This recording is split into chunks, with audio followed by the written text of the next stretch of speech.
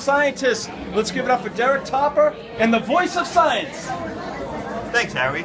So this week we have a talented young scientist on the show. His name is Jacob Kaplan. And Jacob, tell us a little bit about the science that you're doing at Long Beach High School. Alright, well, my science research project is basically regarding astrophysics. It goes off the principle of the Hubble's law, which is as space is expanding, galaxies are receding further and further from Earth at a faster and faster rate. But there's also this principle in astronomy called basically the particle horizon. There's this point in space in which the wavelength given off by any galaxy is longer than the universe itself, so it's invisible to us.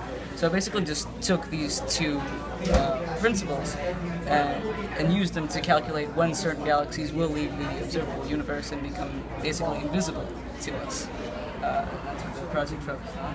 So why do you think that no other scientists have ever come up with this formula to figure out when a universe essentially disappears from the view of telescopes?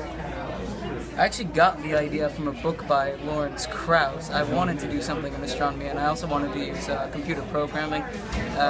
So I got the idea. The book basically stated these two principles and said that eventually nothing's going to be observable to us, that we live in this golden age of astronomy.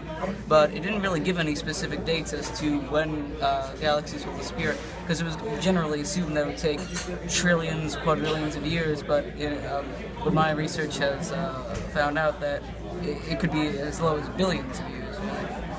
So what exactly did you do to figure out that a universe could essentially disappear? How did you, what research, what calculations, what research went into figuring out when a universe disappears?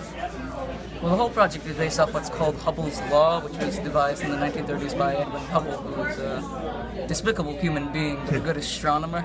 And it basically states that as a galaxy goes further and further from the Earth, the velocity at which it recedes from Earth also increases. So just using this, Hubble's law, and the point in space where galaxies disappear, it was just easy to calculate. My pleasure. Absolutely. So how has Long Beach High School given you the chance to pursue your dreams of science and astrophysics and different things like that? Recently this year,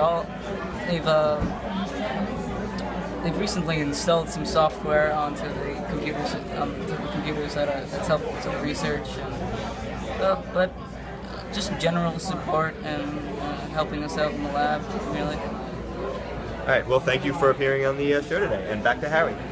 Great job, Derek and Jacob. Jacob. Fantastic job. The voice of science doing a fantastic job.